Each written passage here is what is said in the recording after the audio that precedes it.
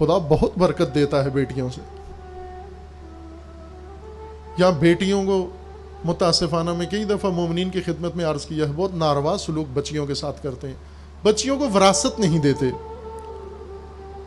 یہی لاہور میں یہ سنا ہے کہ بچیوں کو جب شادی کراتے ہیں ان کو جہیز دے دیتے ہیں، اسی کو وراثت شمار کر لیتے ہیں کہ یہ تیری وراثت یہی ہے. اب دکان میں، اب زمین میں، بینک بیلنس میں، باقی فیکٹری اس میں بچی کا کوئی حصہ نہیں ہے، کیونکہ وہ جہیز جو دے دیا تھا. یہ تو فراڈ کیا ہے آپ نے. جہیز اس وقت بچی کو بتاتے کہ یہ تیرے پیسے سے تجھے جہیز دیا جا رہا ہے، تو وہ وہیں پہ روک دیتی کہ نہیں کرو. اگر میرا پیسہ ذرا ضائع کر رہے ہو، تیرے پیسے سے کھانا کھلایا، ولیمہ کھلایا، اپنے دوست بلائے اور اسراف کیا، اتنا بڑا مینیو ہوا، شہر کا بڑا محل بک کیا بچی کے جہیز سے. جہیز بچی کا حق ہوتا ہے، ملک ہے، اس کی مالکیت ہے بچی کی. اس میں سے نہ ولیمہ دے سکتے ہو، اس میں سے نہ اس کے مہمان بلا سکتے ہو اپنے، نہ ان کو کھلا سکتے ہو. آپ بچی کا حق ہے، اگر تو اس کے ہاتھ میں دو، چیک کاٹ کے اس کے ہاتھ میں دو، یہ آپ کا ہے. اور جس طرح شریعت نے مقرر کیا اسی طرح تقسیم کرو. بچوں کا حق زیادہ رکھا ہے، بچیوں کا کم رکھا ہے، وہ کم بھی نہیں دیتے، الٹا تانے دیتے ہیں. یہ حق مانگتی ہیں، یہ آج کل کی عورتیں عجیب ہو گئی ہیں، یہ بھائیوں سے حق مانگتی ہیں. بھائی سے حق مانگنا کفر و ضلالت و شرک و کیا کیا سمجھا جاتا ہے.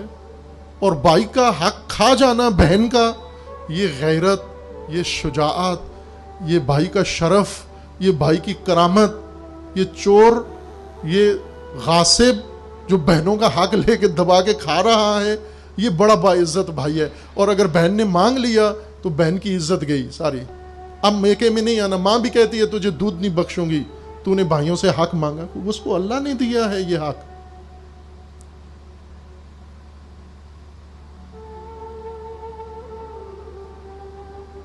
ایک اور یہ فقہی مسئلہ بھی تصحیح کر لیں، چونکہ عمومی ہے، یہ میں سنتا رہتا ہوں، اس لیے اس مجلس میں عرض کر رہا ہوں. جشن غدیر میں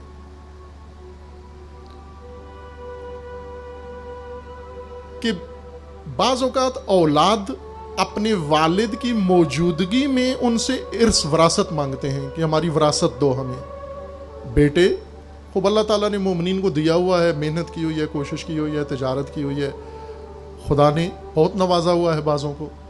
اور جو یہ بڑھاپے کو پہنچتے ہیں، 70 سال تک، 60 سال سے اوپر ہوتے ہیں، تو ان کے بچوں کے ذہنوں میں فتور آنا شروع ہو جاتا ہے. ان کی بیگمات، ان کے سسرال ان کو اکساتے ہیں کہ یہ بوڑھا ابھی آخری وقت میں آ گیا ہے، اس کے مرنے سے پہلے پہلے وراثت اپنے اختیار میں لے لو. اس کی زندگی میں اس سے وراثت زبردستی لے لیتے ہیں، اور باقاعدہ وراثت کے اصولوں کے تحت علماء کے پاس جاتے ہیں، اور وہ علماء وراثت کے قوانین کے تحت باپ کو بتاتے ہیں کہ اس قانون کے تحت بیٹوں کے اندر وراثت تقسیم کر دو. عزیز من مومن، جب تک انسان زندہ ہے اس کی وراثت نہیں ہوتی. وراثت موت کے بعد ہوتی ہے. آپ زندگی میں کسی سے وراثت مطالبہ نہیں کر سکتے، چونکہ وہ اس کی ذاتی ملکیت ہے. وہ چاہے بیٹوں کو دے، وہ چاہے نہ دے، اس کی اپنا ذاتی مال ہے. عموماً بیٹوں ہی کے لیے ہوتا ہے. لیکن یہ حشر نہ کرو اس بزرگ کا جس نے اپنی زندگی ساری جان جوکھوں میں ڈال کر یہ مال کمایا، بنایا، تمہارے لیے بنایا. آج بڑھاپے میں اس کو رسوا نہ کرو، عزت کے ساتھ اس دنیا سے رخصت کرو. اگر وہ اپنی مرضی سے آپ کو دے دیتا ہے، دے دیتا ہے. اگر وہ اپنی مرضی میں مال تقسیم کر دے، یہ وراثت نہیں کہلاتی، اور نہ ہی اس پر وراثت کے قانون ہوتے ہیں. ممکن ہے وہ بیٹی کو زیادہ دے دے، بیٹوں کو کچھ بھی نہ دے. ممکن ہے چھوٹے بیٹے کو زیادہ دے دے، بڑے بیٹے کو کچھ بھی نہ دے. ممکن ہے لائق بیٹے کو سب کچھ دے دے، ناکارہ کو کچھ بھی نہ دے. یہ تو اس کا اختیار ہے، مالک ہے، وہ جیسے چاہے. اسے کوئی روک نہیں سکتا، نہ قانون پاکستان کا اور نہ شریعت اللہ کی، چونکہ وہ مالک ہے.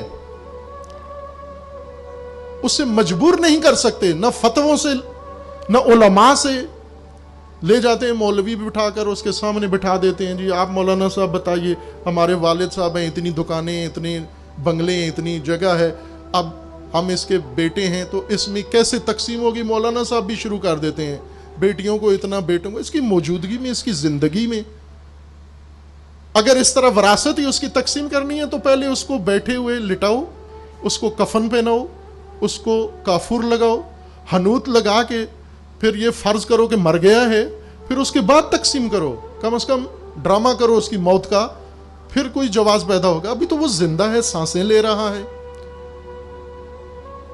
ابھی اس کو حق ہے، اللہ نے اس کو حق دیا، اس کا اپنا مال ہے۔ خود اپنی زندگی میں اپنے مال کو، سارا مال، یہ فرض اس کو سمجھیں، یہ آج کل کے آخر الزمان میں کوئی کرتا نہیں ہے، لیکن اگر کوئی کرے، پہلے زمانوں میں کرتے تھے، اپنا سارا مال اللہ کی راہ میں وقف کر دے، بچوں کے لیے اتنا ہی چھوڑے جتنا ان کے لیے پیٹ بھر سکے، باقی سارا مال اللہ کی راہ میں وقف کر دے۔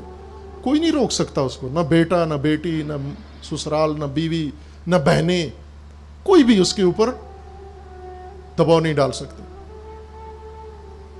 یہ عام ہو گئی ہیں یہ چیزیں، وہ لکیریں ہیں جو کھینچی گئی ہیں اور فقیر ان کے اوپر گامزن ہیں۔ عزیزان، اگر کسی کے ہاں بچہ ہو، بیٹا ہو، آپ مبارکباد دینے جاتے ہیں، بچی ہو تو بھی جائیں مبارکباد دینے، بچہ ہو تو بھی مبارکباد دینے جائیں۔ ایک مومن کے ہاں بچی پیدا ہوئی، انہوں نے مجھے کہا اس کا نام رکھو، میں نے کہا پہلے اس کا جشن ولادت کا مناؤ تو اسی میں نام رکھوں گا۔ تو انہیں مشکل لگ رہا تھا کہ اس کو کس طرح سے جشن، بچی کا جشن کیسے منائیں، یہ عجیب بات مولانا کرتے ہیں کہ بیٹی کا جشن منائیں۔ بیٹی بھی پہلی نہیں، تیسری چوتھی بیٹی، وہ جس کے سن کر ہی لوگ کانپ جاتے ہیں۔